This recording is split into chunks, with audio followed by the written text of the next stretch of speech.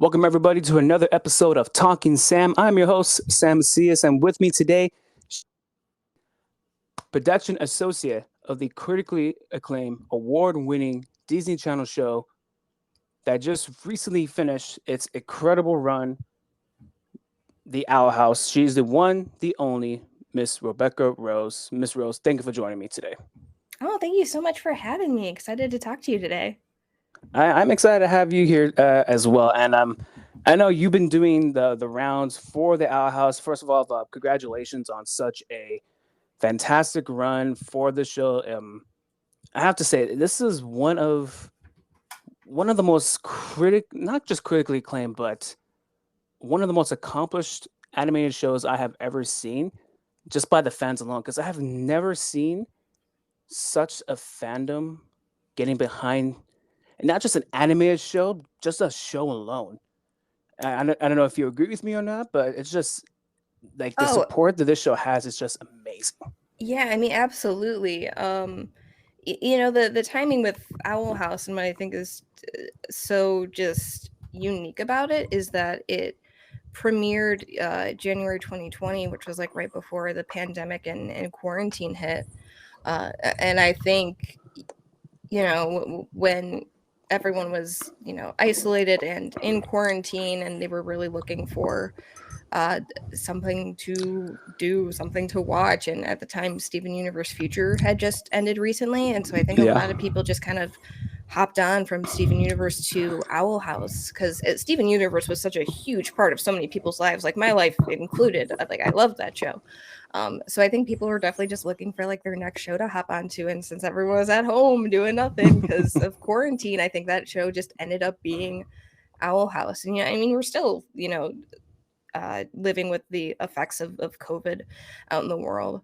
But yeah, like I think just that was so unique for a show to be airing almost its entirety during that time, and I think that caused a lot of people to watch and check out the show.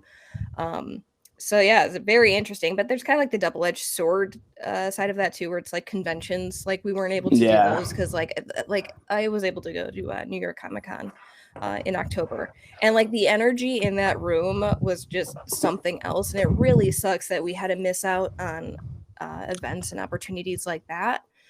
When the show was running. Um, but I do feel that a lot of people hopped onto the show because of what was going on in the world at the time. And I'm just very grateful and appreciative that, you know, so many people have found the show either through my channel or other people's channels or just friends recommending it to them, and just like the support that the show has and how much of an impact that it's had with viewers. It's something really, really special. It definitely has. It's just the outreach, the emotion that it reaches fans is by far. I, it's weird to find the right words for it sometimes. Still, like Hmm. I mean, you eloquently so put it into the perfect words. Why it's the perfect microcosm for fans during the pandemic at a time where, yeah, we're looking for something to watch. Oop, there's the Owl House. And then Yep. when people needed something to latch onto, boom, they latched onto it. Yeah, like, and I think that's the other thing is that because it was such a time where everyone felt so isolated and so like lonely, I think having a show like Owl House where people have told me like they've made friends through the Owl House. Um, I think it's wonderful that the show could be there for them to, find other people who liked the show, had similar interests as them. I think it's great and wonderful. And, as horrible as a situation as, the pandemic was, I'm glad that Owl House was kind of there to be like that one positive thing in a lot of people's lives. It definitely was. And we're going to get into everything that you've been involved with the Owl House a little bit later. But I want to get into you as the YouTuber because you were one of the rising YouTubers before you became a production associate on the show. I just want to get into that. How did you first um how did you first start off in the YouTube space? Was there some I was going through like your past Oh boy. yeah, you mentioned Steven Universe earlier. Steven Yes. Universe was your first reaction and theories you Uh-huh. first started off. What was it about Steven Universe that latched onto you. You're like, okay, you know what? This is the show I needed to get my channel Yeah. started. Yeah, I mean, Steven Universe, from a very young age, I always gravitated towards shows that had a bit more of like a storyline and that got like a little bit more kind of in depth with like the characters and kind of like the world building. I honestly did not watch like a lot of Disney Channel when I was younger. Hmm. Um, like those shows were fine. Like I, watch them like occasionally or they'd like be on in the Right. background. But like I was definitely more of like before I even knew what the word anime was, like Pokemon and Sailor Moon were kind of like my shows. Like that's the Okay. kind of stuff that I like to watch. Um, and Steven Universe definitely takes a lot of influences from, shows like Sailor Moon, like a lot of anime influences. But yeah, just, I mean, that show just having more of an overarching story and dealing with more just uh, real world themes of, grief and self identity and self love was always stuff that I just gravitated towards. And Steven Universe was kind of like one of those shows that got really big on YouTube with like theory videos and reviews and stuff like that. I would watch the Roundtable on YouTube. I'd Hmm. watch a lot of their videos, and I'd be like, "Oh man, this show seems really cool. Like, I should cover it." And so, like, it just kind of started out as just like a fun hobby kind of thing, where I just kind of like taught myself how to use, Premiere Pro, and I was like, I'm just gonna do this as like a fun, casual little thing on the side just for me. And I got a little bit of traction on there, but like it wasn't anything that I was planning like this is going to be like a career or a job or anything like that, or like I want to be a YouTuber. It was just a fun little thing for me. Um, Right. but Because at yeah, I this, started. You go. sorry, sorry. No, no, Because at the no. same, yeah, at the same time, you were attending college in Chicago to be an animation major, correct? Yes. So at the time, I was attending Columbia College in Chicago for basically what was their animation program. I was going for my bachelor's in cinema arts and sciences. They had Okay. a bachelor's of fine arts specifically in 2D animation, but that would have required more schooling and more time and money. And I was just like, well, I'm like, I don't know if I want to pay more money than I've already paid in my and will owe in my student loans. So I was like, I'm just going to go with the BA in cinema arts and sciences. So yeah, so I was attending college at the time and I was kind of just teaching myself video editing on Okay. the side. Um, and yeah, I mean, like when I graduated college, everyone's just like, oh, I have to get like a storyboarding position or I have to get like an art position like right out of college. And like honestly, that does not happen very often. I mean, there's like the super Right. Yeah. talented people like, like Dana, who gets a job basically like right out of college. Um, but like, yeah, that was not me, and that is not a lot of other people. And so I was just kind of like, okay, well, I know video editing, so I was like, maybe I can just kind of like freelance, video editing. Um, and so I did that, and I actually ended up working like around the time the pandemic started, actually, and like around the time Owl House, started airing. I was working for a YouTube channel called Proco, who does like Oh, art okay. tutorials. Hmm. Um, and so I was like editing videos for them, and I did that for a while. I was originally actually supposed to move out to San Diego, where they're based, but because the pandemic was happening, they were just like stay there, because I was still living in the suburban Chicagoland area at the time. So they're just like, stay there, just work remote. I was like, you got it. I don't feel like moving across the country right now. Um, A- so yeah, As so I did someone that. as someone who grew up in Southern Cal, you pick a good time not to move to San Diego. I grew up in LA, 30 minutes outside of LA. San Diego, bad place to go. You picked a good time not to go to San Diego. See, I like San Diego. I have some family that lives in San Diego, so I visit them. So I do like the area, and I think I would have liked it fine. I'm just like I during a pandemic, I was like, I don't think I want to move out there during this time right Right. now. Um, but yeah, so I did that for a while, but I was also doing like my Owl House stuff on YouTube at the same Hmm. time. I was working on Proco, and that was like taking off uh, a lot more than I ever expected. I was like, oh, I was not anticipating this at all, but I was like, but I like doing it, and I like putting my time into something that's like, my channel. Right. So I ended up leaving Proco just to kind of pursue my YouTube channel and just do that full time as my job. which was hard because it's like you got to just kind of keep pumping out content all the time just to Hmm. satisfy the YouTube algorithm. Yeah. But it was a lot of fun, just kind of like, being my own boss and just kind of coming up with my own schedule and everything like that, and just coming up with whatever ideas that I want to do for videos. But yeah, like YouTube never started out for me as, this thing that I wanted to become a career or thought would like, I guess not saying that I didn't think it would get me anywhere. I don't think I thought that initially when I started out, but I think just as the channel started growing, I was like, I could see this eventually leading me somewhere and getting me connected with somebody to, get me a job somewhere in the animation industry. Hmm. Because as much as I loved YouTube, it's not what I wanted to do like full time Right. for the rest of my life. Um, but yeah, but I mean, it just kind of kept growing. And honestly, if it weren't for the pandemic, I'm not sure if I'd be sitting here or, would have worked on Owl House, because I'm not sure if I would have had the time. I'm not sure if like the timeline would have worked out where I would have put so much, time and effort into my YouTube channel. So it was an interesting point because YouTube was kind of just like something that just gave me a lot of joy and happiness and just gave me something to focus on, outside of just all the horrible stuff that was going on in the world at that time. Hmm.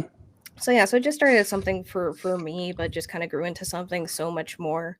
But I'm really appreciative of all the support that I got on that channel. It means a lot. And you were probably the very first Owl House reactor I started watching when it came to when it came to the Owl House. There Mm, are several others out there. Elijah mm, was the next one I started watching, and what's his name? mm. Bill the Third Eye. Yeah. When your channel started to take off, was there any trepidation to it? To like, oh man, do I need how much more content do I need to really put out there? Yeah, I mean, there's always kind of that thought because the YouTube algorithm can just be so interesting sometimes. Because like, there's certain videos where I thought would like do better than they did, and then like certain videos Hmm. where like I put them out and I'd be like, oh, this might get like a decent number of views, and then like it's way more than I anticipated. Like sometimes it's just really interesting to see like how that works out. And Yeah. it's kind of like a guessing game a little bit. I mean, for me, I guess it was just always kind of like trying to find things that I wanted to improve on with my videos, uh, and do a better job at, and just kind of like get more comfortable, I guess, just being in front of the camera. Because I mean, most of the stuff that I do is like, analysis, video essays, theories, and stuff like that, where it's not my face, it's just me reading off a script that I made. Uh, Hmm. and like, not saying that like reaction videos were like hard, but I think just like, I don't know, just me having my face like out there for the world and just, saying my thoughts in front of a camera was a bit odd. So just kind of like getting used to that, but just like I'm not sure if I ever had a point where I was just like, okay, I have to do like 3 videos a week and I have to pump out all this content. I think for the most part I stuck to a pretty consistent like one video per week, minus when Owl House was airing, because then I was doing the reaction review video plus a like a theory video or a video essay or something like Right. that. In Because which you're case I also was doing doing two. amphibia at the same time, correct? I'm trying to remember. It's all blurring together. Um, yeah, I was doing Amphibia because I know I was catching up on Amphibia at some point because I was doing like a almost like a binge format where I just like recorded a bunch of Amphibia videos like in one sitting. And then I would kind of like upload those either in batches or like once a week. But yeah, I think there was a point where I was doing it. I think I was maybe doing like an Owl House video first, and then I would put the Amphibia video out later. Um, it's always nice. It's fun when like they air at the same time, but I'm just like, oh god, like my workload's just And it's so much more. it's like awesome back to back. It's like, oh great, back to Yeah, I back. know. I'm just like, oh man, I'm like, because I mean, for the Owl House stuff, I was waking up at like, I don't know, like right before midnight to, watch them when they dropped. Oh wow. On like VOD services, Hmm. because I was like, I have to get up and I have to go through the episode. I have to like script everything. I have to record it, and then I have to edit the video. And like, it takes a long time to do that. So I'd be like, I need the most time to try and get this video out the same day. Amphibia was a little bit easier because they were 11-minute format video episodes, so I think it was a little bit easier to go through those. And I think Amphibia leans a little bit more episodic, so like not every episode had this like big huge lore world building thing happening in every single episode that there was. Where I think with Owl House's 22-minute format, there were kind of more like plot points that were in each and every episode.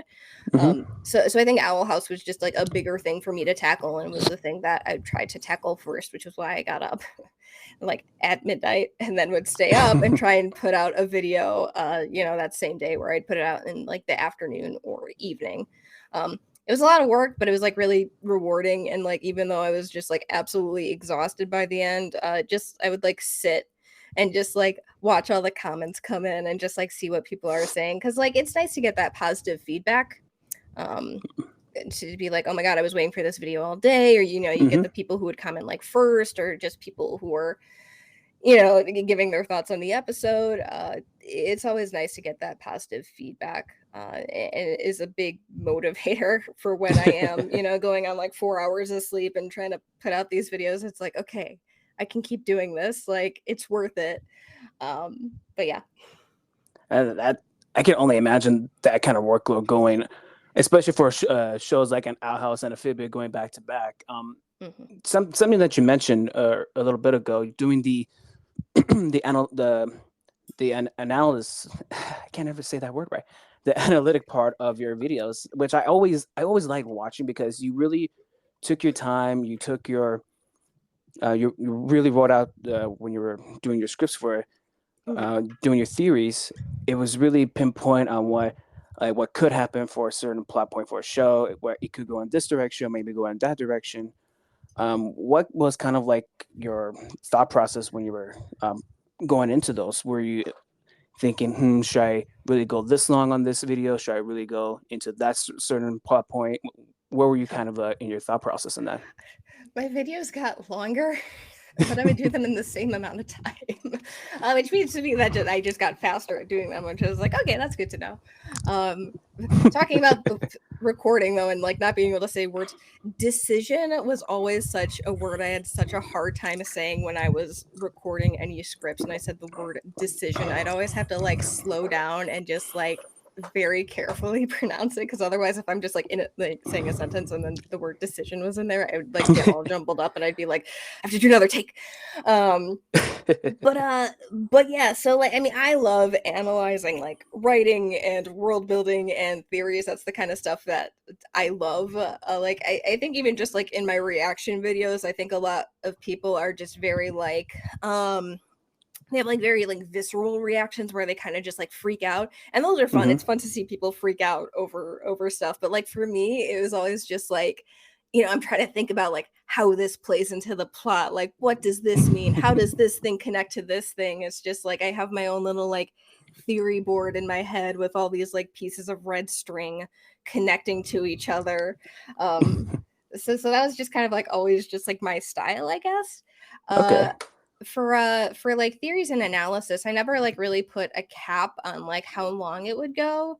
Honestly, the episode Adventures in the Elements that ended up uh getting aired early accidentally, because it ended up airing in Turkey, because Adventures in the Elements, I think it was the 12th episode airing wise, but I think the production code was 111, I think. You might be right. um Yeah, I think so so when because they were I think airing the it, they were circus just one was the like, 12th one. Yeah, or the yeah, small problems. Yeah. yeah, they season one was interesting because a couple of the episodes were out of order. So like, Disney overseas was just like, well, this is the next one in production code order, so let's air it. And that's how Good old Adventures Disney. in the Elements got aired early. And so like I did watch it early because I was like, well, I should watch this now so I can get this video out of the way, so I don't have to wake up at midnight again.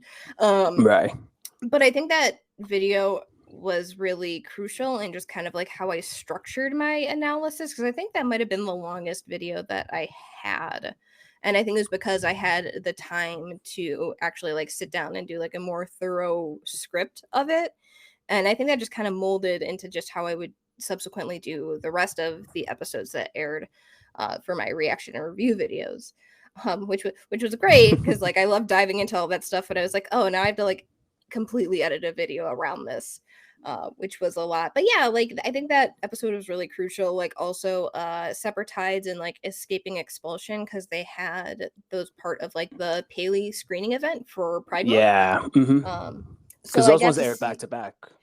Yeah, so I was lucky enough to get a ticket for that. So I got to see both the episodes early. And so I started working on both of those. And I think those were a bit longer and just kind of more in line with kind of how I ended up doing my videos for, the rest of my channel. But it was always just kind of like, I want to break down like what happened in the story, like all the, relevant plot stuff that happens, all the big character moments and how it's, building off of each other. I just always wanted to note all of that and just keep it a try, like for me personally, just to like see where all these characters are and like what they've been through, and all the plot points and stuff, but just because like I don't know, I feel that people really like talking about that stuff and just going like super in depth on that.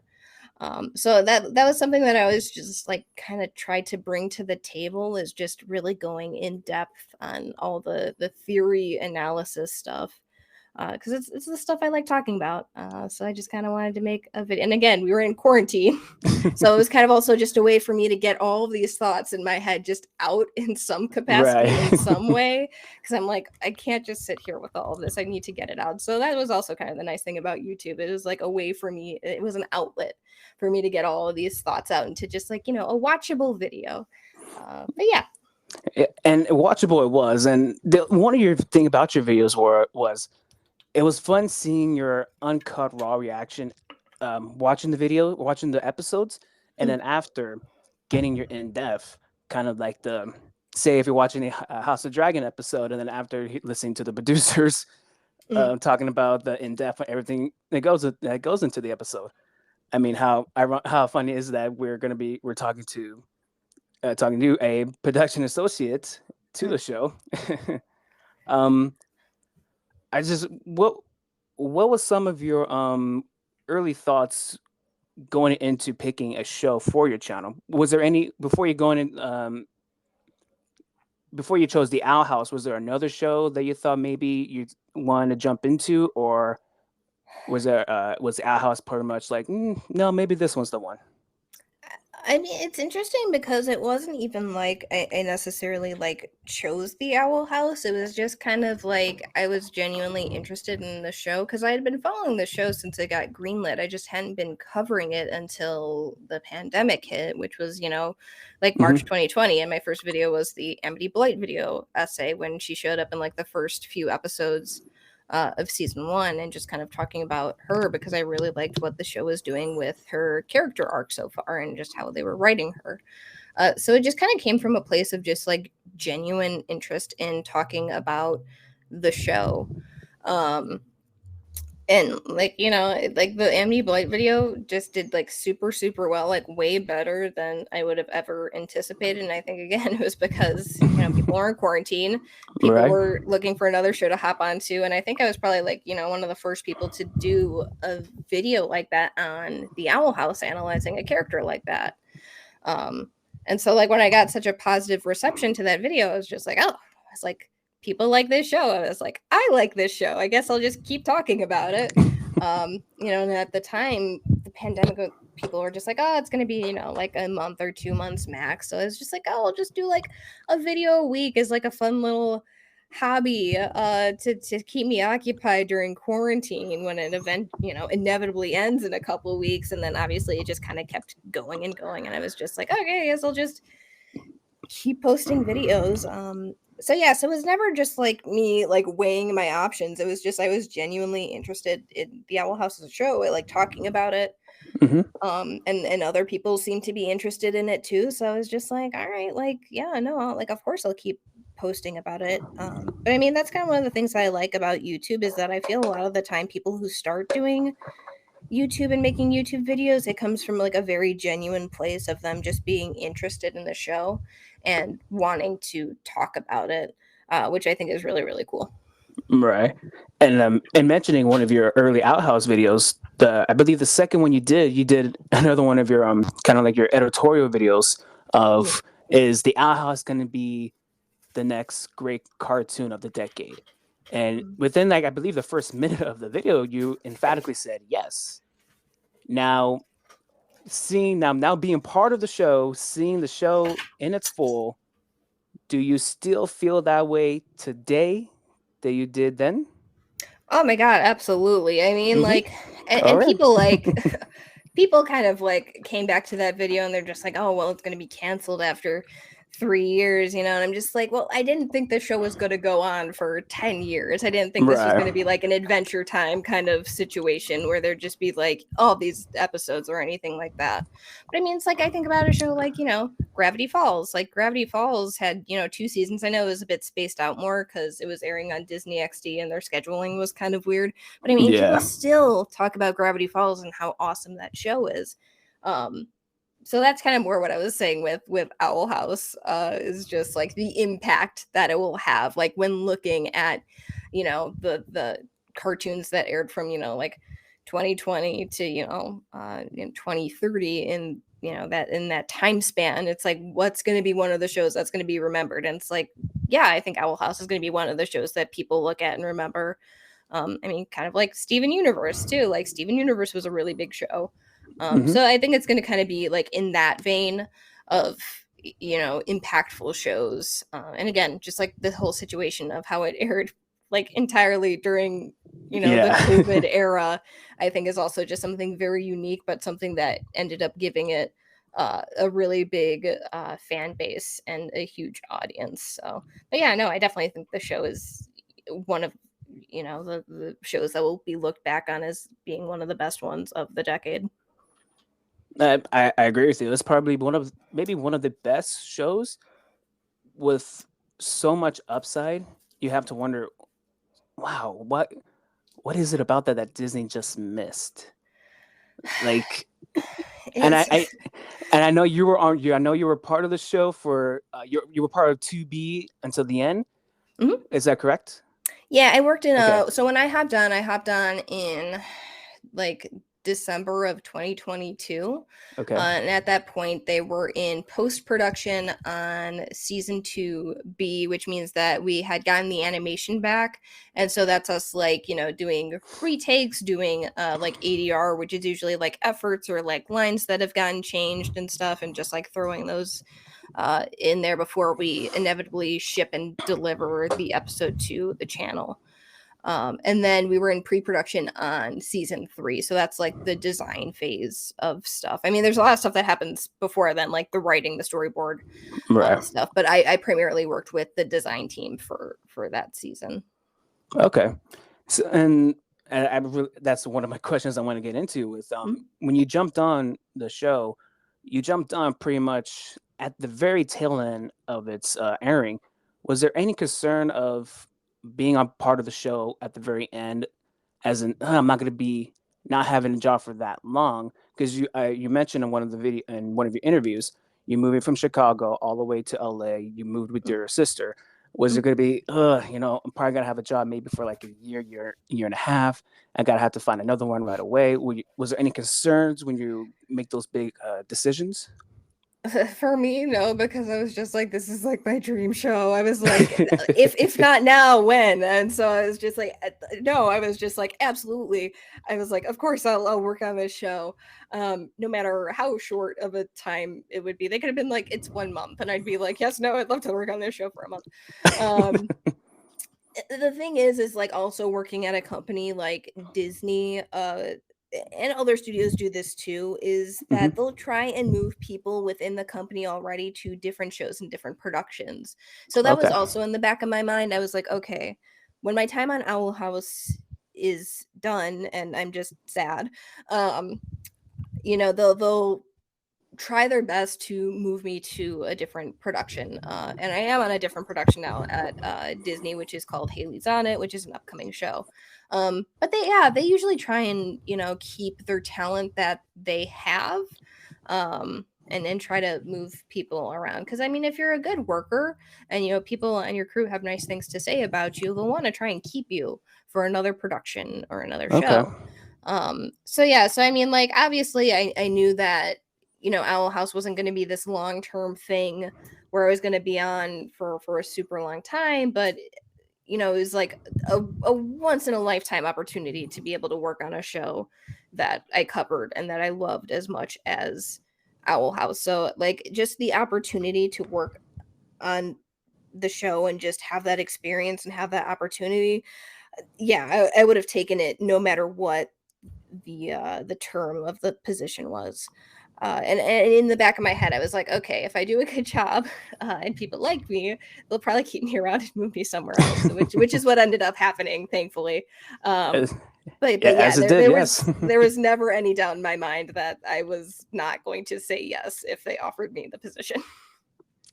Now, was it a position did you knew they were kind of hiring for? Were you like circling for it after graduating, or? I applied to a couple different PA positions, not just at Disney. I think I applied for the Molly McGee position a while back. Okay.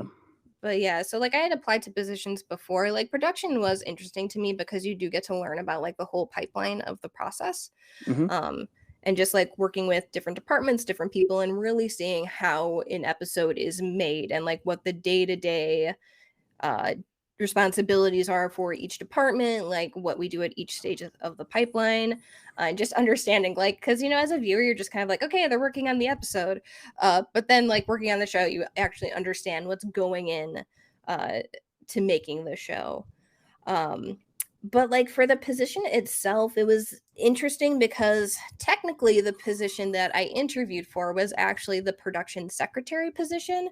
There was a Oh, production secretary position and there was a PA position that was available around the same time. And the PA okay. position became available right before I made the move. I think that was like in November.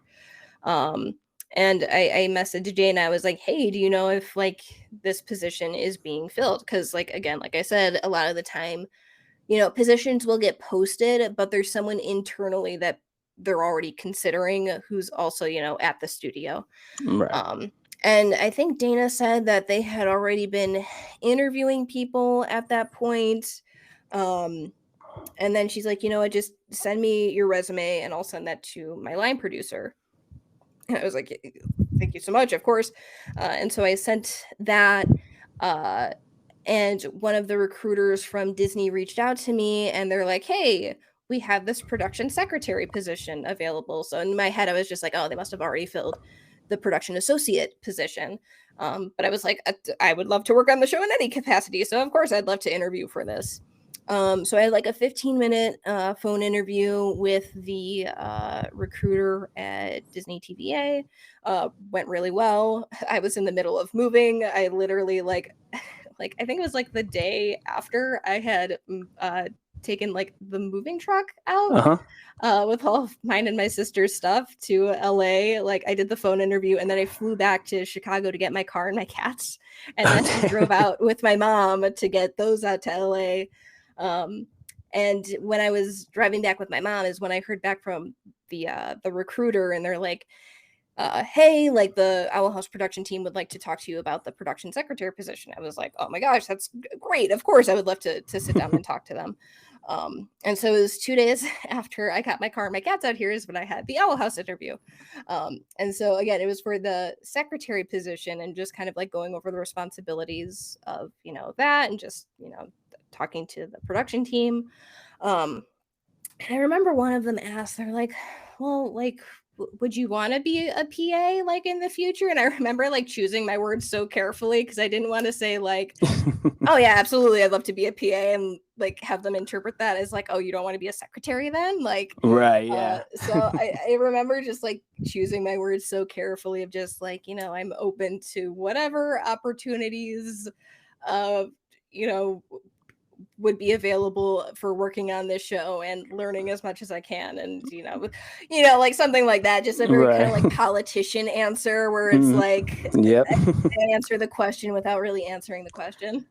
Is it say Um, yes to everything and then you learn on the job? yeah, pretty much. But I was like, I basically told them yes, I'd be interested in it, but like if they need a secretary, I would also be interested in that. Was the essence of it.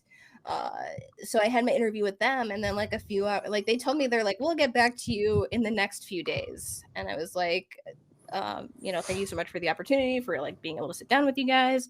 And then a few hours later, I got an email and I was just like, oh, well, they said a few days and this has been a few hours. So I was like, obviously, I must be one of the first people that they're just like, absolutely not.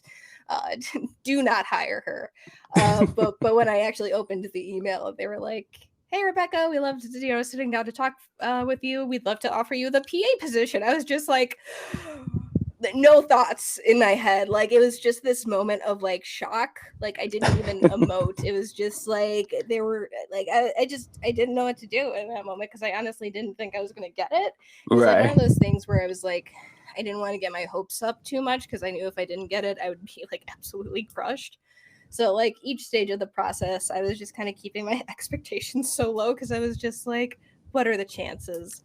What are the odds? I was like this would never happen. Um, but yeah, so I guess they liked me enough to offer me the PA position. Hey, you won them Um, over. You sold them on apparently, you. You sold them on you. You won them over, and we're all better for it. uh, but yeah, so I was very just thankful and appreciative, and shortly after, Dana messaged me, welcoming me to the crew, which is really nice. Hmm. But everyone on that crew was absolutely wonderful, and I would work with any of them again. They're a very talented group of people, and just also some of the nicest people I've ever met. But yeah, like the whole process of interviewing was like really stressful because I was moving at the same time, and it was just a lot. And but I'm very, very grateful and thankful for the whole experience from beginning to end. That is literally so awesome to hear. That is amazing to hear. Um, now that you're part of the our crew, you're in the team. You're inside. You're inside that mouse. You Mm, you see everything that's happening. mm. You're you go back to your channel. You're doing your reaction videos again. Is it a little harder to do them now? Now that you pretty much know exactly everything that happens beforehand, Yeah. because you do about 2 episodes and then you Yeah. kind of stop. There's a reason why I stopped. And it is because it is very hard to watch an episode where you know everything that's going to happen afterwards. Hmm. It just didn't seem as like genuine. Like I do like talking Right. behind the scenes stuff. Um, but it's really hard to sit down in front of an episode. And also like the first two, like I really didn't like get involved in any episode until 215, which was Them's the Breaks Kid. Which was Oh, like me sitting in some like ADR sessions with some of the voice actors right. over One of the Zoom. one of the best episodes. I love that episode. I think it's so great. And Yeah. I like it's so interesting because I feel that's probably one of the instances like what some people, and this is in air quotes, a filler episode, because I mean like Oh, not a come ton of on. plot stuff happens, but like That's it that's doesn't more even like a feel like backdoor that though. pilot. If you think about it, that's more of a backdoor pilot.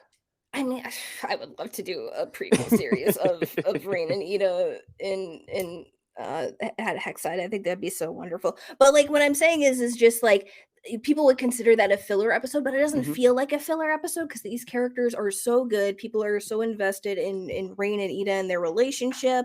And just like seeing a flashback episode with them, like, and not just like a flashback like we saw with kind of like Lilith and Ida, where we saw those snippets of like Lilith cursing Ida, but just to have Yeah. like a full episode was so awesome. Um, but yeah, I absolutely love that episode, and that was kind of like one of the first episodes I got to like really be involved with and like kind of start on. But yeah, I mean, like doing the YouTube thing, it was kind of hard because like watching an episode just like that I wasn't really involved with, and I could only kind of just like give fun little facts. It was hard, and it was also like I was working like a more standard job, so it was like a Monday through Friday, Hmm. 9 to 6. Um, So like I'd be spending like my Saturday just like filming and editing, and I'm just like, oh, this is like my weekend where I'm supposed to be doing like fun stuff and relaxing, but it just kind of felt like I was, just working an extra day when I didn't have to. Right. Um, but that was also around the time that Post-hoot had started, Okay. because Nikki and Sissy were actually the ones who came up with the idea for Post-hoot, because they were, just so upset about the situation regarding season 3, and they wanted to bring on more of the cast and crew and just talk about the show and go over like behind the scenes stuff. So I mean, like Post-hoot was like their idea, and props to them for being so involved and invested in this show, and wanting to meet more of the cast and crew, because there's a lot of voice actors out there who really don't care about anybody else on the show. Um, so yeah, so props to them. And Dana was actually the one who recommended me, because they were looking. Oh, oh, Uh, can you hear me still? yeah, I can still hear you. Okay, thank God. My screen turned black for a second. I was just like, oh God, like It's okay, did my everyone. We are computer still turn off? on the air. We are still Okay, alive. thank God. Um, but anyway, but Dana recommended me because they were looking for another co-host, and Dana was just Mhm. like, "Oh, we just hired this girl who used to do YouTube. You should talk to her." Well, if So you I think about it, started, you're probably the most qualified person to do this. and that's probably why she recommended me, because she's like, "Oh, Rebecca would probably be good at this." But yeah, we started doing Post-hoot, and honestly, just me hanging out with Sissy and Nikki and other casting crew members, just kind of having a casual chat about the episodes that aired, was a lot more fun for me than just me sitting in at my desk on a Saturday, making Right. a video. It was a combination of things, but it was just really hard, and I was just having more fun doing Post-hoot with Sissy and Nikki Hmm. at the time. I don't know, who knows. Maybe later down the road I'll do like a super just like behind the scenes video, just like asking people to submit questions about certain episodes. Oh, sorry, my cat just jumped up on my desk. Um You're good. but Don't yeah, worry about it. maybe I'll do that in the future. But yeah, just doing like specific episodes, it's a lot harder. Like, I don't know, like maybe down the road, like if the Owl House ever got like a physical like Blu-ray set, we can do like a commentary, portion where like Oh. people sit down and like talk about, episodes and stuff like that, Hmm. which I think would be a lot of fun and really awesome. Uh, but yeah, Hey, like for that's a me Patreon idea personally, right there. oh man, it'd be so much fun. I would love to do that. Um, but yeah, like I don't know. It was just it was for multiple reasons. It was like I was busy. I just Right. didn't find it to be as genuine as before, and I was just Okay. having more fun on Post-hoot at that time. That's that's good. And I was kind of like worried. I was like, oh, did they really tell her to stop doing that? Because maybe she No, gave no, no, too much out. no, no, no. It Okay. wasn't anything from Disney. Basically, I mean, even with like Post-hoot, um, like pretty much like because Post-hoot is not officially affiliated with Disney. Hmm. I know Sissy and Nikki reached out to Disney, just being like, hey, is this okay that we do this? And it's like if we were officially affiliated with Disney, we'd have to kind of go through more um ugh, so how do I put it? Like we'd have to get like all the questions screened beforehand and stuff like that. Like we Okay. probably couldn't drink on air, we probably couldn't swear on air.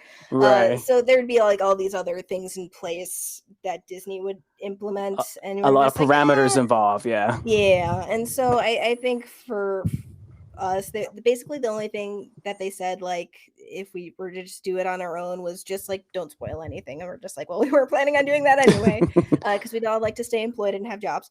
Um, so we're like, yeah, of course, like we won't spoil anything. So that was kind of like their only thing that they said. So I mean, yeah, no, but Disney never was like you can't post anything about it.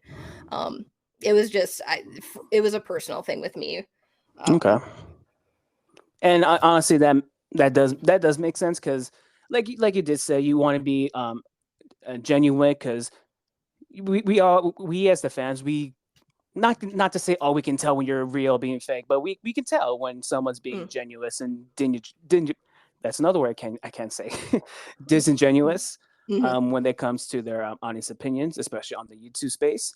yeah. Um, I find your career is on like it's kind of the reverse. I don't know if you know this person or not, Christian Harloff, where he started off uh, in doing being a producer for Joel Silver and Silver Mm, Pictures and jumping into YouTube space.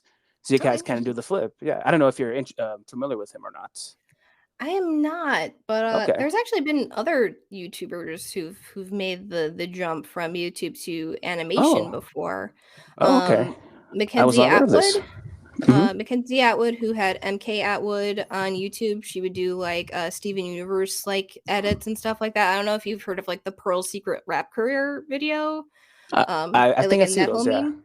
Hmm. Yeah, she's the one who made those, and she ended up getting an internship at Cartoon Network, and then ended up being the host of the Steven Universe podcast, which was an official podcast done by Cartoon Network. So she got to work on the show. And then also Michael Williams used to work on the channel Cartoon Universe before he ended up making the jump into production, and he's now a production coordinator on Hamster and Gretel at Disney TVA. Oh wow. Okay. I. Yeah, so there's a couple people who've been, and I also think Toon Ruins, Hmm. um they're I think they're an animatic editor right now on Invincible, I want to say. Oh. But they're on Titmouse, or they're at Titmouse, I believe. So yeah, so there's a couple people who've been making the jump, uh Okay. which is really really cool. Nice. The more you know. I know, yeah. Another thing I have to say. The one thing I think really separates you guys from other shows is the transparency you have with the fans. And I know Mhm. other creators and producers do it with their fans too, but the level that you guys are on, that you, Dana, Sarah, Cece, and everyone else, the other producers, screen screenwriters, it's unreal. Like you guys, if any misinformation's out there, you're on point with like, nope, that's not true. This is the true thing right here. Like last year when the whole shakeup happened, when Chapek got booted and Iger back in, Mhm. everyone immediately thought, oh, okay, here we go. We gotta get a full season. We gotta get season 4. And you guys was like, that's not necessarily the case because Yeah. you don't even know if Iger even knows the show existed. Not to say the show Yeah. is not great because it is. Mm. It's popular. It's just the man's Mm. very busy. Yeah, and I mean, I think we try to be on top of that stuff, and I think that I was kind of in more of a position because of the platform that I had on YouTube and social media. Um, and I always like trying to educate people on the animation industry and kind of like how a show works. Hmm. So I know like the whole, and even before Iger came back to Disney, I know people were blaming Chapek, and given that it was not, you know, there was definitely like a very like what people would interpret as like the whole, Disney say gay kind of thing going on Yeah. around there, and just like the whole situation with Owl House, people were just kind of like making that connection in their own mind that Chapek was the one who canceled the show because of the LGBTQ plus rep, when that was not the case at all. Like Chapek probably has no idea that the show even exists. Iger probably has no idea that the show even exists. Neither one of them were involved in the Owl House getting greenlit or it getting shortened. Right. You're looking at the top person of like the biggest media company in the world. They are not going to have time to be like, oh, what's going on at Disney Channel right now, at Disney TVA. They don't have time for that, which is why everything is kind of just trickles down this kind of like corporate ladder. um so yeah, so they were not involved in any way regarding the Owl House. But yeah, like I think we always want to try and like catch misinformation, because then it just kind of snowballs, I feel, at that point. And like even today people are still saying Chapek was the one who canceled Owl House. It's not the case. Yeah. So it's like it kind of just sucks, like even when you try to stop any misinformation from spreading, it still ends up making its way uh to people. But yeah, like I think we always trying to be pretty open and honest about certain things regarding the show. I mean, I know Dana had that Reddit post a while back where she was just seeing a lot of information regarding the season 3 situation. She wanted to clear some stuff up. Hmm. um but yeah, like I just think that we try and be as open and transparent as we can be regarding the show. And you guys really were. And another thing that I believe she mentioned in in that Reddit post or another Mm. or a different one, that yeah, it sucks that season 3 got cut to only 3 specials, but at the same time, no other studio greenlit the show. Yes. And Disney that's was the the only one. Yeah. yeah, and that's the other thing I wish people talked about more, because Dana said that like pretty much any other studio would have wanted Owl House to be the 11-minute like episodic Hmm. comedy. Um it's like nobody talks about that, like, and everyone's just like, well, take it somewhere else, take it to a different studio, and it's just like Dana literally just said any other studio would have wanted it to be the exact opposite of what she wanted and what viewers like so much about Owl House. Yeah. um so it's just like it does suck, and I've thought about this before, that it's like this probably was kind of like the best outcome for the show, unfortunately, if we're looking at it like realistically, because if it would have gone somewhere else, I think Dana's vision and her intent with the show would have been interfered with by, executives of other studios wanting it to be Hmm. 11 minutes and, going more into the comedy side of things. But yeah, I mean, Owl House, I mean, it was greenlit at Disney because they were interested in a show, like it, that's, 22 minutes. Uh, you know, uh, the thing about Disney though is that when things get greenlit, sometimes, it gets moved on to like other executives who have like differing opinions. And that's kind of where I feel that a lot of like the conflict with Owl House started, because it's like you could have someone greenlight the show and just be like, we think this is great, like we think this is going to be a super successful show, and then it like moves on to different executives and the pipeline for development and getting greenlit, getting the show airing, where they're like, yeah, well, what about this instead, and you get like conflicting opinions. I think Dana said for like season 1 she Hmm. had like 6 different executives giving her like conflicting notes Oh on my like god. what the show should be doing. And like it makes it really hard for her as the showrunner, because like she's Yeah. also getting paid to be the showrunner and make the show along with the crew that you're paying to make the show, so let them do their jobs. um and I think she said it wasn't until like understanding Willow in season 1 Hmm. where she kind of was just like, you know what, I'm just gonna kind of do my stuff, and that's kind of like where they really found their footing with that episode. And I think it shows, because I like understanding Willow onward, like all those episodes are absolutely amazing. So like I think that shows just in the Yeah. work itself. Like, looking back, like when Dana says that, I was like, oh yeah, no, that makes a lot of sense, because I think that episode onward was like really where the show found its It footing and kind of found its tone. it really took off from there. Yeah, like, and I mean, Grom happened like right after that too, and like a lot Hmm. of people hopped on after Grom aired because that was such a huge episode. But yeah, no, I like that's kind of the thing, and would be at any big company, any big studio, is you're gonna have executives giving you notes, and like it's an unfortunate thing because sometimes you don't always agree with the executives. Sometimes they're giving you conflicting notes when there's multiple executives. It can be rough and hard, but it's just kind of like a part of making a show. And, Yeah. different showrunners have different ways of dealing with it. And that's not to say that you can't push back on certain things. Um, I mean, production was CC'd in pretty much any like email when it Hmm. came to like exec notes and stuff like that.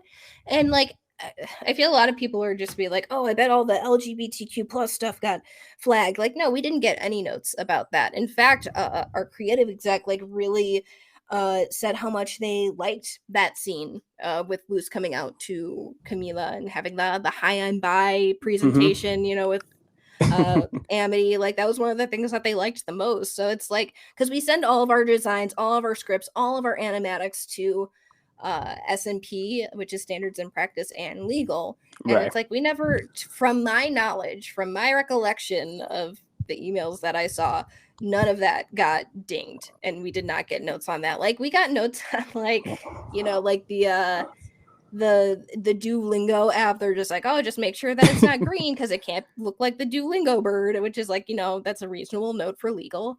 Right. But it's like, I don't know, sometimes like the creative notes would be like the hoodie that's painted on the door and thanks to them that the kids painted on the shack. Hmm.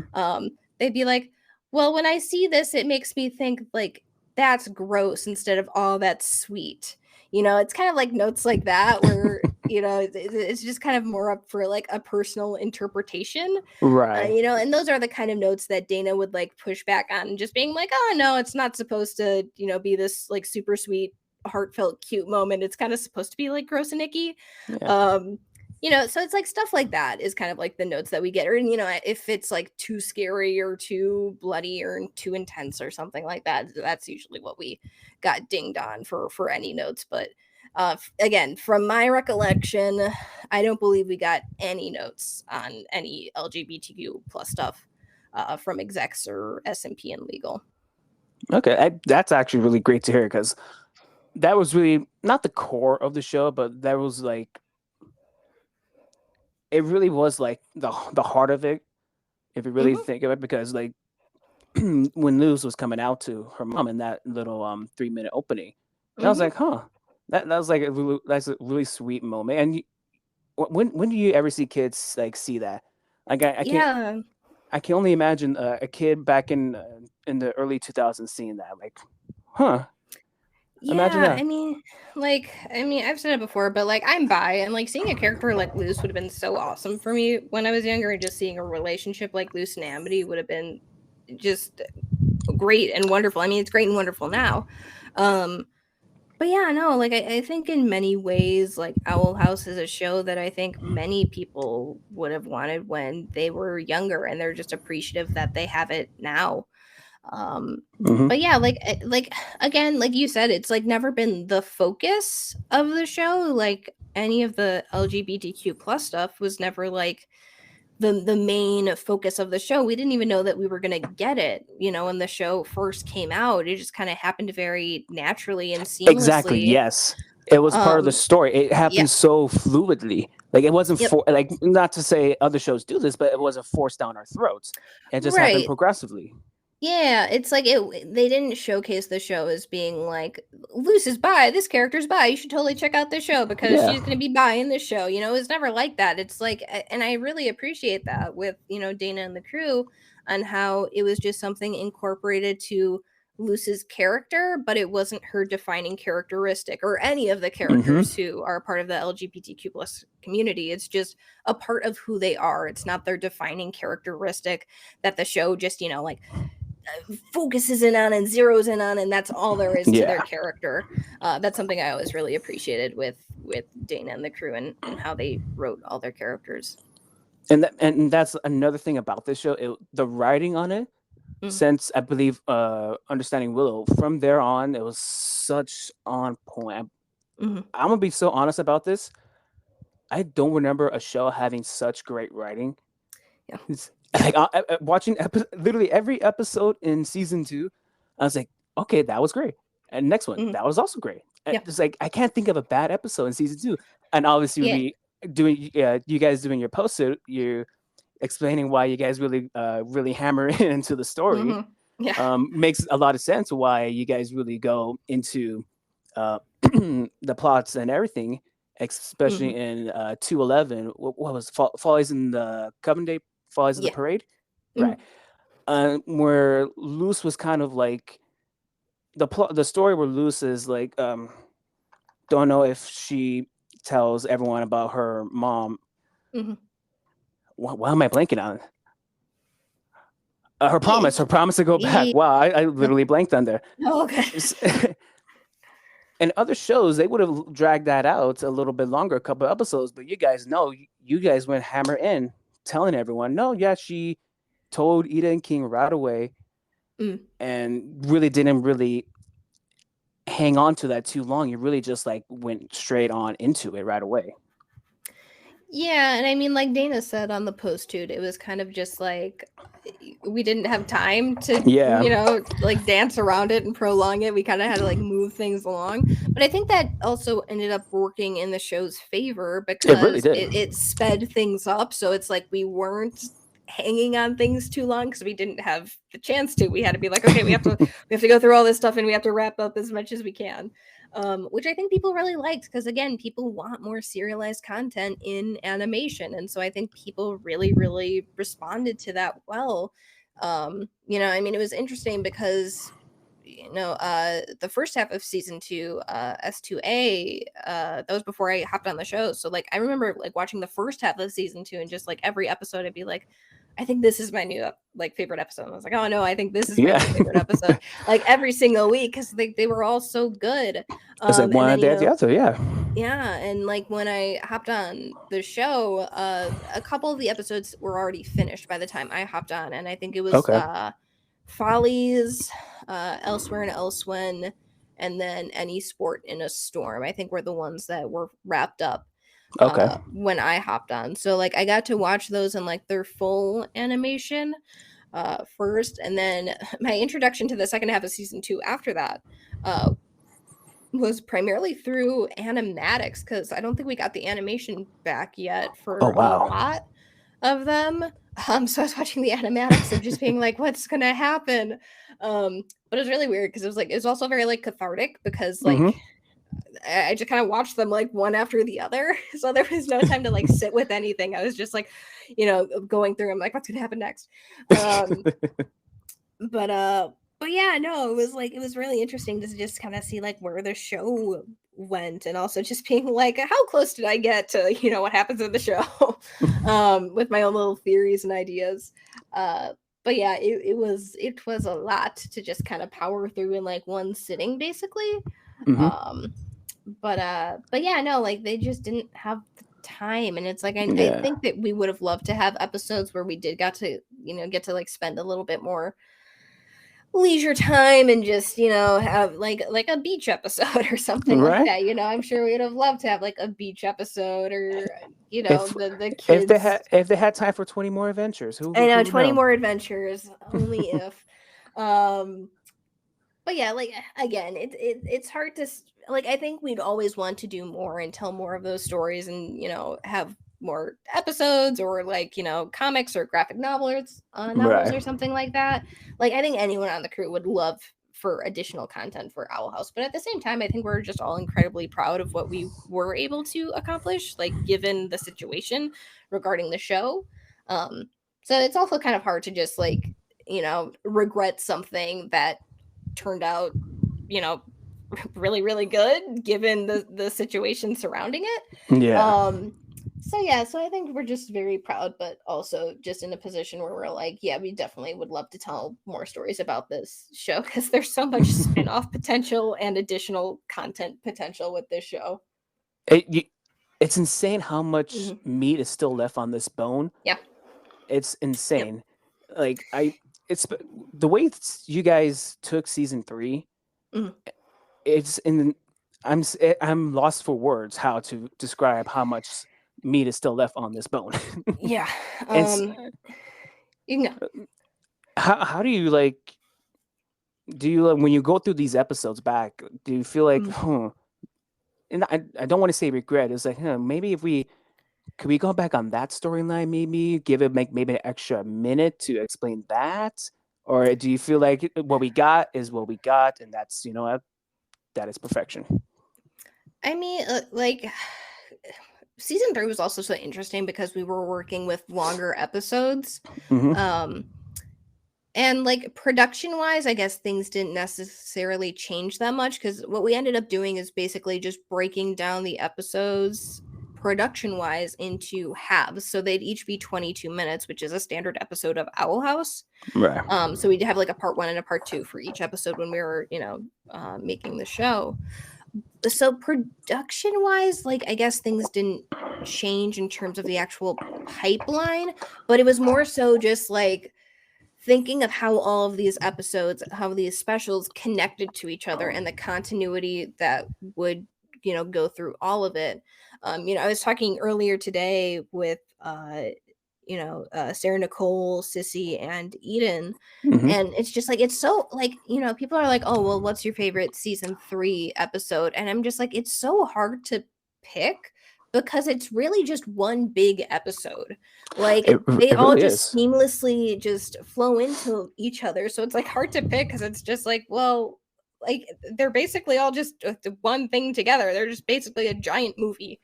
Yeah. Um, so yeah, so I mean, like I think we definitely would love to like revisit certain things, like, and who knows, maybe in like a comic or like a graphic novel format, we could kind of touch upon some of the stuff we, would have liked to get more time with. um I think if like a spin-off series were to ever happen, I think it'd probably be something, like a prequel series with like, Yeah. Ida and Rain.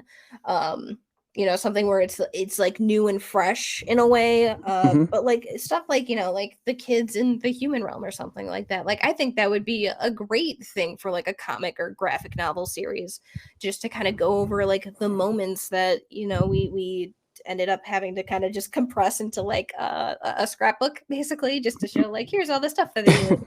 um but yeah, like I definitely think, and just like I think as creatives, um, you know, y- you look back on things and you're just like, oh well, I wish we could have done that a little bit differently, or I would have changed this. But it's not saying that we're not proud of the episodes themselves and like the show as a whole. It's just kind of more stuff like as an artist, as a creative, as a person, working on Hmm. the show, of just like taking note and just being like, okay, this is how we can change this, in the future.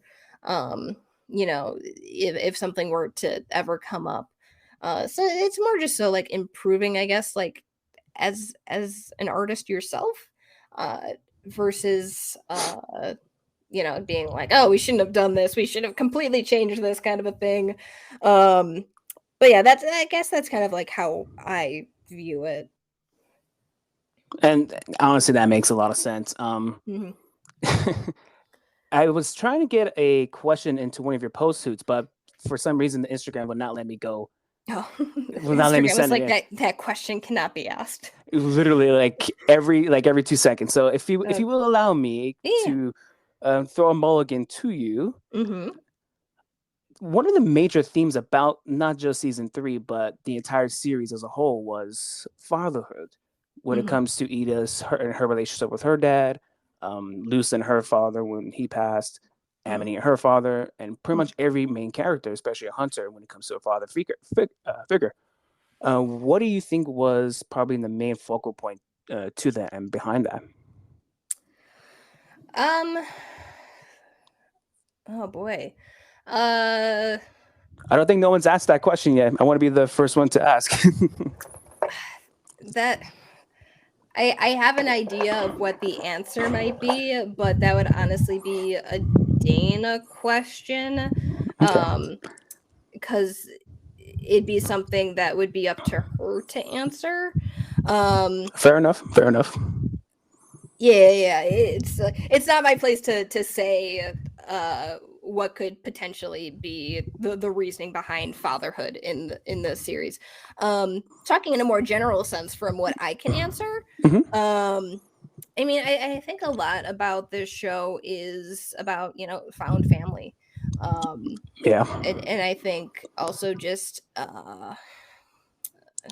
I don't necessarily want to say redemption arcs, because I know Dana has talked about, kind of characters and who gets redeemed and then who doesn't get redeemed. um but maybe just more so like context behind each character. Like, I mean, Alador was a character who didn't treat Amity super well when she was younger. Yeah. um but kind of comes to this realization that the the woman he was married to was very And toxic, not good to him and not good yeah, to his kids either. not the best And person to be around. yeah, and reach that point of just like, okay, like I have to do better for my kids. Hmm. um and so like he's still working through that, and I think like in reaching out when Alador tries to give Amity a hug and Amity stops him and like shakes his hand instead and says like it's a start. Yeah. um I think that's very powerful because it's like he's not completely forgiven for everything that he's done to Amity in her past. And he's respectful of that and doesn't try to push anything and tries to be a more supportive uh father for her. And I mean, like, King's dad, the Titan, like King spent his whole time just thinking that his father abandoned him, uh, when it was just, he was never alive in the first Yeah. place. And, but did everything he could to protect his son. Hmm. Um, to like, his dying breath, basically, letting Moose have Hmm. some of his powers to defeat Bellows. Um, so yeah, I mean, like, family has always been a core concept of the show, whether it be biological or found family, and kind of just like the context behind characters of why they make decisions and why some characters don't get a redemption and don't get a better relationship with their kids or the other characters around them. But yeah, no, I always liked the nuance of each of the relationships that the characters had with parental figures, or family members, or even just friends. Yeah. I think the writing for that was always strong, um, just all around on the show. Yeah. And that scene you mentioned with Amity shaking her dad's hand when he was Hmm. trying to give her a hug. When I saw it, I was like, wow, Yeah. that is such on point writing right there. Because literally Hmm. other shows would just be like, okay, hug it out, boom, all Yeah. cool. But like, no, it's like, we're going to build this, put some more layers to the character. Hmm. And it's like, wow, okay, I see what you guys are doing. Uh, Yeah, and I really like that. And I feel it wasn't really until Alador took like a big stand against Odalia in mhm. Clouds on the Horizon, where Amity really started to open up to her dad more. Um, Seeing him take a stand against Odalia, who has been an oppressive figure in both of their lives with how she treated them.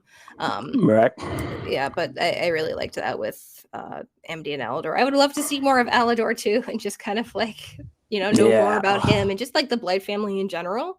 Hmm. And just like Edric, Emerald, just all of them, just kind of knowing what their dynamic and what their relationship was. I'd love to see more of that too. So, maybe that's a spin-off you guys should think about. I'm Blight just family spinoff. There's a lot of spin-off potential with pretty much every single character I in the get show. so much being on this bone. That's, Yeah. oh God, it's honestly, I have to say, it is so insane how a show that this popular, this Hmm. it will go down as one of the most iconic animated Yeah. shows of all time. Yep. I like you said so many years ago, not just this decade, of all Mhm. time. Yeah. Like I I think it's really special. And as much as the shortening sucked, I think that it did kind of just light a fire in people where like they It will really just did. not let it go now. Like I feel that this will just kind of be like a continual thing that Disney's gonna have to put up with, is just Owl Hmm. House fans being like, where's our spinoff? Where's our Yep. comic books? Where's our graphic novels? So it's just like, again, the season 3 situation sucked, but I think it also kind of worked against what Disney kind of had intended, just to be like, let's rid ourselves of this show. And now I think just like it's lit a fire in people, and they will not let it go. And now they're just going to constantly be hounding Disney for more. They're gonna be doing that forever, and it's Yep. so funny you mentioned that because after thanks to them went aired, they put it right Mhm. on YouTube, and I thought, oh my god, they're Mhm. just gonna dump it on YouTube and just get rid of it as fast as they can, and then right away, so many views. I believe it reached like 1 million within like the first day, In the first right? day, I And think. and it just kept on growing and growing, Hmm. and I Well, just think, like, wow. Go ahead, sorry. no, okay. I mean, the thing about YouTube is like, I guess I didn't see it as like a bad thing. I saw it as like an accessibility thing, because I Hmm. was just like, there's a lot of people who don't have it on Disney Plus and who don't have cable.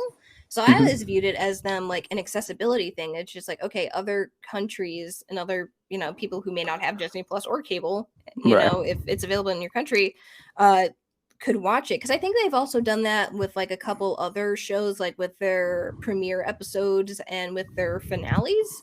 I think they've uploaded them before. I think they did that with Amphibia. Yeah, Um, they did that. Yeah. but yeah, like I don't know. I guess for me, like in my mind, it's like they see the numbers and the statistics. So for me, it was just kind of more of just a thing of like, oh, they're gonna see like how many people actually watch the show, kind of a thing. But like, I mean, I always want more people to have access to the show. I think that's kind of been one of the big downfalls about Owl House, is because it has such a big Yeah. international audience too. Hmm. And it's not always available through official means. I think there's like countries who still have not gotten the second half of season 2, Really, which is still to this insane. day. Yeah, like, which is insane to think Wow. about. So it's like if something becomes available on YouTube and they can watch it there, I'm just like, yes, absolutely. I want people to watch it on YouTube because it's an official view that Disney will see and they'll just be like, oh, people want more of this show. So I was always actually like super happy when they said that it was going to be put on YouTube. I don't think they let us know about thanks to them though. I think that was Okay. kind of a surprise to us. We are just like, oh wait, it's on YouTube. Like, what do you mean? But then I think for the future and watching and dreaming, they let us know that it was going to be On on YouTube. YouTube like Okay. an hour after it aired. I think on the West Coast. Um, Yeah, on the West Coast. Yeah. yeah, so yeah, we were like, awesome, great, like, of course, like, thank you for putting it on YouTube. And then it came on Disney Plus for Watching and Dreaming. At least it came on like the next day. Yeah. um and then I think for the future it was like, I don't know, like a month after or so. It was like a couple weeks after. I think so. um That's a weird situation for the second one because it got leaked out a yes. couple weeks before, Yeah. and then the episode aired. It Hmm. got dropped on YouTube for on the official Disney Channel YouTube Hmm. page, and it still got huge numbers. And like, I don't know if that was because that was something that we were worried about. We're like, oh, the second special is gonna tank because it Yeah. leaked.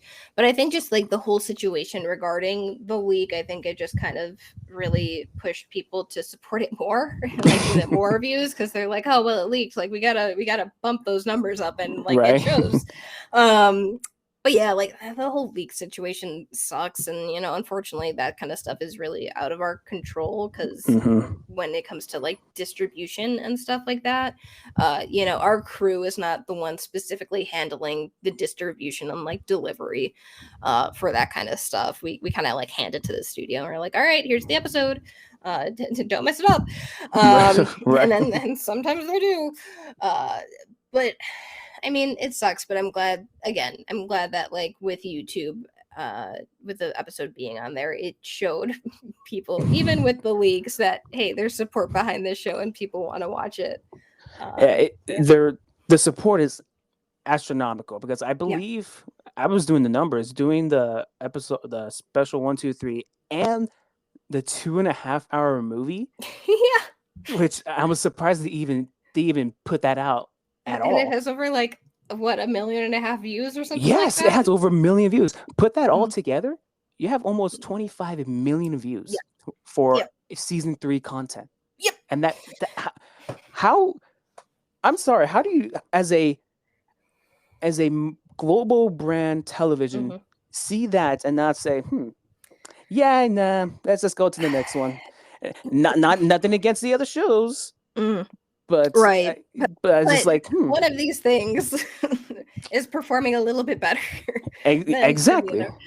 Um, yeah, I mean, and I think Dana said this in her Reddit AMA, that the decision about season 3 and cutting the show short, it came down to one person. It was just Yeah. one person and one person's personal taste that they just did not like the Owl House because it was a more serialized show. Hmm. Um, so like when, I mean, given that it's very easy to be like, oh, Disney, the whole company hates the Owl House, um it really is just one person who just made a really dumb call on a show that's very popular and just would make a lot of money if they made merch and stuff like that. um and anyone that I've spoken to at TVA has wanted the best for this show. Anyone that I've worked with, anyone that I've spoken to has genuinely wanted the best for the Owl House and wanted it to succeed and Hmm. do well. Um, so again, it's just, it's a big company, big corporate hierarchy, and sometimes certain decisions Yeah. come down that, you don't agree with, that you're not happy with, that you're angry about. But again, I think season 3, the crew did the best that they could with what they were given. Absolutely. And try to just kind of tie things up as best we could and just make the best season 3 that we could given the situation. Eh, you guys absolutely did when it came Mm. to uh, giving us Papa Titan, when you gave us Yeah. Tight and Loose, which okay, Mm-hmm. is the theory true that you guys named her Luzin Yes. inside your okay, It I was hear that thrown Lucin. around. Okay. And then the when Belos like becomes the big fungus Uh-huh. dragon, he was known as Behelos on the crew. Behelos. Yeah, Okay. Behelos. So yes, we had Lucin and Behelos. Fun fact, I don't think this has actually been said before, but in Enchanting Gromfright, Uh-huh. when Grom takes the form of Camila, they called her Gramila internally. Oh, Um, Gramila. Okay. yeah, I don't think that's been said before, but when I was going through like all the older stuff, like in season one on the server that they had, I was like checking out that episode and I was looking at the scripts. I was like, oh, Gramila. I'm like, how come no one came up with that? That seemed like such a softball to come up with. Right? But Well, yeah. it's out there now. Whoever Mhm. listens to this, here you go. But yeah, what you guys did with season 3 with Tight and Loose, losing Behelos, Mhm. making that villain pretty Yeah. much a top. I'm gonna say top 10 all time Disney villain Yeah. because literally there was no redemption whatsoever. No. Because if there's anything about Disney, they love their villains, but they love Uh-huh. a redemption arc for their villains. There was absolutely no redemption for this character No. whatsoever. No, absolutely not. And I mean, like, I think that's just, I mean, Dana's, personal taste towards storytelling. Hmm. Um, I think just the way she wrote Bellas, she and the rest of the writers on the show, just the way that they wrote Bellas, it's like there's no way he can get redeemed. Like how do you Yeah. forgive him for everything? Like there's absolutely no way. Um, so yeah, so like him like actually having like a villain death and just like such a like not even like for him like a gratifying way where it was like this epic battle and it was down to like the last breath he was just Yeah. fighting and so he just gets like curb stomped at the end and it's just like it's like the most pathetic way to go out that he's just a pile of bubbling goop and he just gets curb stomped to death. It was probably just the most fitting end for him because like he didn't deserve anything of just like this glorious villain death where Yeah. he Oh was having no. this epic battle with Luce and no, he deserved to just go out in a very Yeah. pathetic way. Very pathetic and poetic way. Mm-hmm. I would say, Yep. just being on the heels on both on Right. all of Ida, Uh, Rain, and King, just yeah. because of what he did to their kind. It was just Mm-hmm. I, Yeah. literally, it's just ins- you guys are just evil geniuses when it comes to creating this amazing, fantastical series of a show in season 3. I was just literally bravo to you guys. You deserve all the flowers you guys are getting still. I mean, Thank you. have you still recovered yet from um April 8th yet? It's so hard because I mean the show for me, I mean I've been following the show for such a long time. And given my whole experience with the show, it's like I Hmm. know that the episode, it's out, it's done. Um, and the other thing is it's like, I had known how the show was gonna end like very, very early on. Because we did we do like pitches where like Dana will sit down and like go through all the storyboards. And like do all the narration, do all like the sound effects and everything like that Yeah. that we send to like executives for like notes that they might have. So it's like I knew how the show was gonna end basically in like January of 2023, pretty much almost immediately after I hopped on. And so it's just like I just kind of like had to sit with that, and it's like obviously it wasn't designed, it wasn't animated yet or anything like that, but it's like I Hmm. knew how the story would end just based on the writing and the storyboards. So and like I had seen the episode beforehand too, with it being finalized and everything before it had aired officially on cable. So like I don't know, like seeing it on cable definitely hit different because like I knew everybody else was going to be seeing it at the same time and this was going to be their first time seeing the Right. finale, Hmm. which just felt so different than just the crew watching it. Um but I don't know. It's such an impactful show that it's hard just to kind of like move on from it in a way. Um, like I mean, I know that like Sissy, Nikki, and I will be talking about this show for years. Like I don't know if we'll ever stop talking about this show. And I mean, it's like, people were asking like if we'll still do Post-hoot, and it's like, yeah, I think we'd love to still do Post-hoot and talk to more of the cast and crew, and bring cast and crew members back on to talk about their reaction to the finale, because now we don't really have to worry about spoilers as much. Right. Obviously there's like plot threads that Dana would like to cover in additional content if we were to get any. But yeah, like I think we'd love to still keep Owl House in the conversation in some way, even though the finale aired. I mean, there's certain moments where I think about the show ending, and I think it hits me harder than other days. Mm-hmm. It's like, I don't know, it's kind of like grief. Like I think I joked about this on the Post-hoot last week, where it's like it's kind of like the stages of grief, where you're going through like denial, anger, bargaining, depression, acceptance, and stuff. And it's like I keep kind of floating through it at different points on different days of just kind of like where I'm at with it. And like that's okay, because grief isn't a linear thing all the time.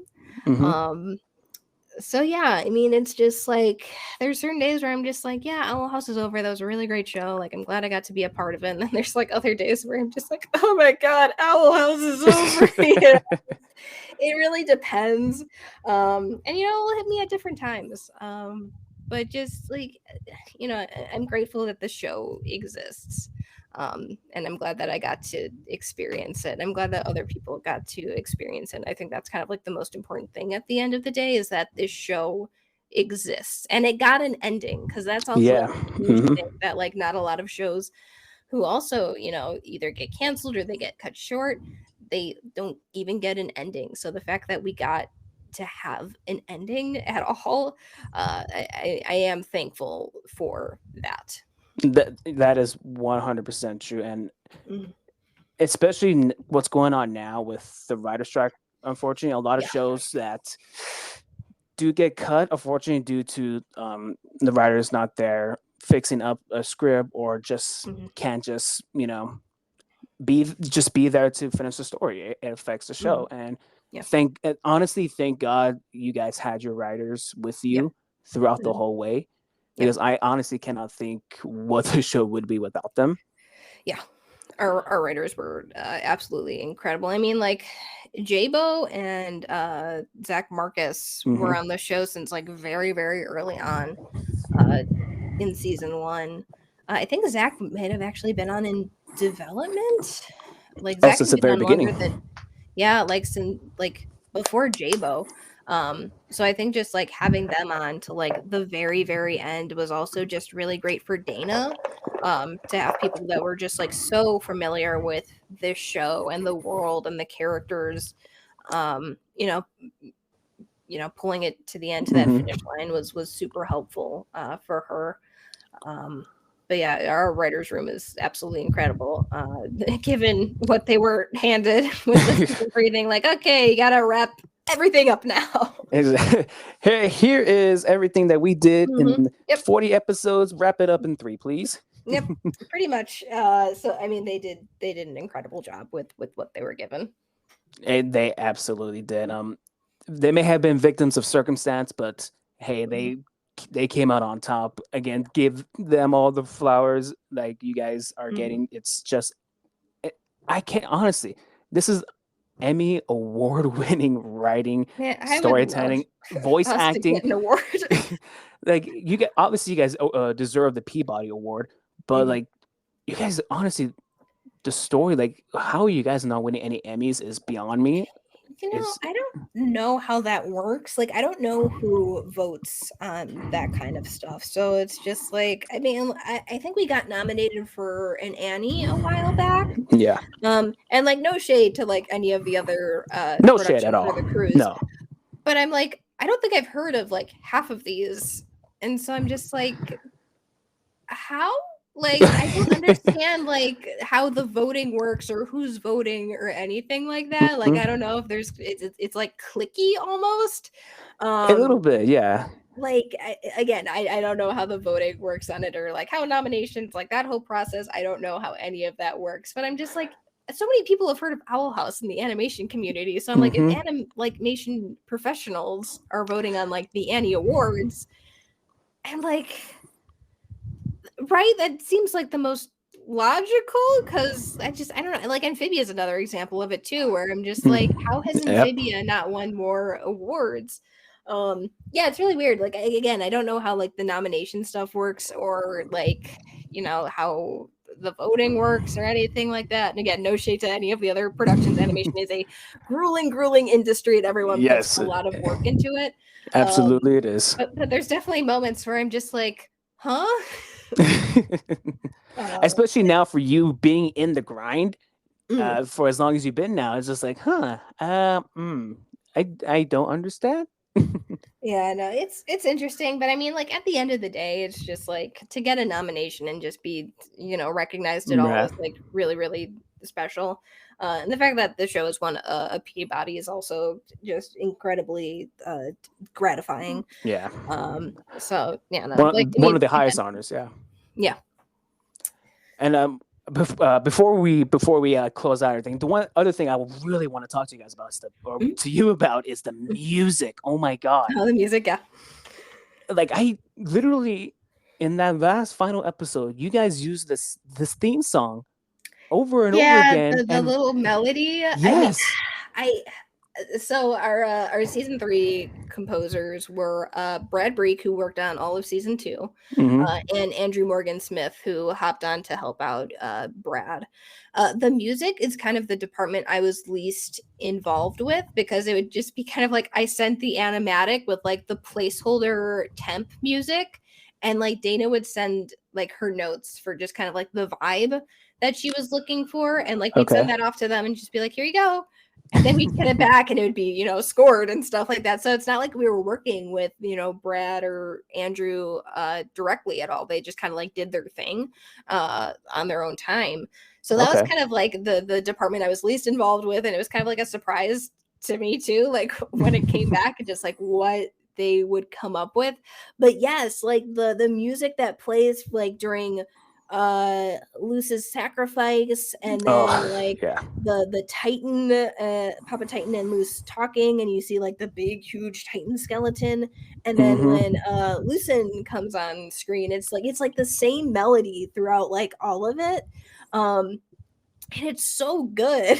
I remember hearing that for the first time and just being like, what is this melody? And like, where did this come from? But I like that they just used it kind of like throughout those big, huge like beats of the episode. Yeah. Because I felt it just kind of tied Luce and the Titan and their connection together to, very literally Papa Titan giving Luce his powers.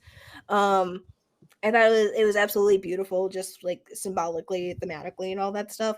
But I mean, yeah, I mean, Brad's done like incredible work for us, on season 2, and T.J. Hill, who was our composer on season 1, came Hmm. back to do the end credit. During the whole flash forward, that Right. was Oh, okay. TJ who did, because TJ was the one who originally came out with the ending theme, like the intro theme and the ending theme, and all the season 1 music for Owl House. Hmm. So he came back and did like the redone score for the whole flash forward sequence, which was really really cool. But yeah, man, like our music team is so incredible. I would love to get some sort of physical release of the music. But as of right now, I think all of it is available on YouTube.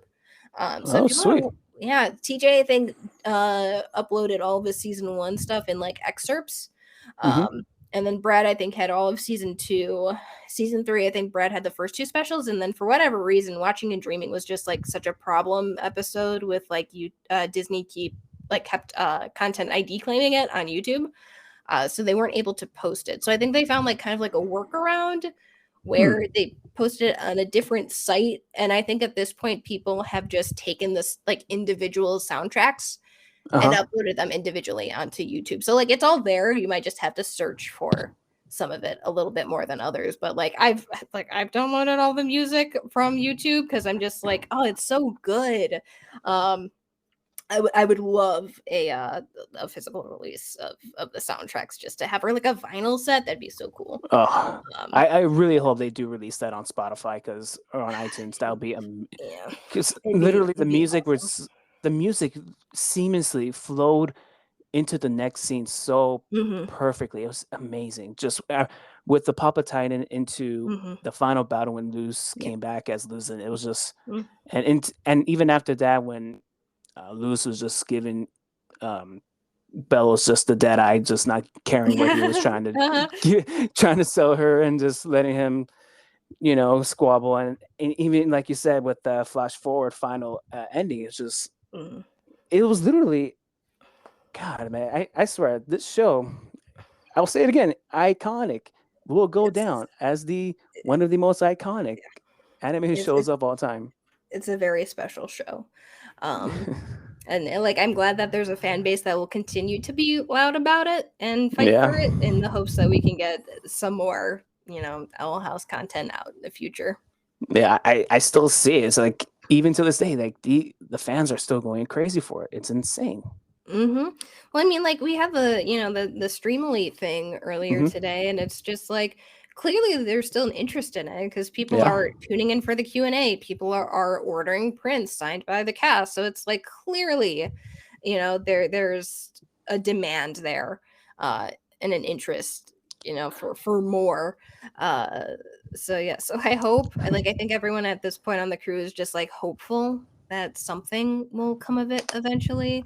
Um, but yeah, nothing right now is planned. But that shouldn't deter people from continuing to try Right. and voice their interest in more because we would love to come back and do more. Now, does Disney pay attention to that, or do they have to approve for stuff like that, or do you guys arrange that by yourselves independently? Oh, like making a pitch or something like that. No, the streaming event from what you guys did this morning. Oh. So Streamily, I think they work with Disney to like get approval for like the official posters and stuff like that because Hmm. sometimes they'll sign like the official Owl House posters that Disney will release or not release if you're Oh, the okay. second, well, because like the second and third, the finale, I don't think Disney ever officially released those posters. I think that was Dana and Andy who hosted them on Twitter and released them to the public. So it's like, okay, Disney, Yeah. that's fine. I guess you cannot Right. post them. I guess Dana will just post them instead. Um, Right. but yeah, I think Streamly works with Disney to get approval for those posters to be signed and sold, since it's technically Disney's IP. Uh, but like any of the fan prints and stuff like that, I don't think they have to go through for Disney for any of that. Um, I don't know a lot of like how the legal stuff works on things. Like I've never had to do any legal stuff for like interviews or anything like that. I think it's like if it's like bigger corporations wanting to do an interview, I think Disney would get involved then. But any like Okay. smaller stuff, I think they're pretty chill and cool with. But yeah, if they're like selling any of like the official posters, I think they have to get Disney's okay for that kind of stuff, and they are. Um, but yeah, like again, I haven't had like a ton of contact with Disney's legal team outside of just like emails when we send Okay. like designs like, is this okay? Like, will we get sued if we have the Duolingo bird beat blue? Um but yeah, so I think for the most part they're pretty chill with that stuff. That's good to hear. You guys are still able to do that. Before we wrap this up and call it a night, because you've been Mhm. super busy all day. Real quick, I want to talk to you about your new show you're currently working on. Haley's Mhm. on it. You're also a production associate on that as well, correct? Yes. So, what is pretty much the what's kind of like the give us a quick synopsis on Haley? Haley's on it.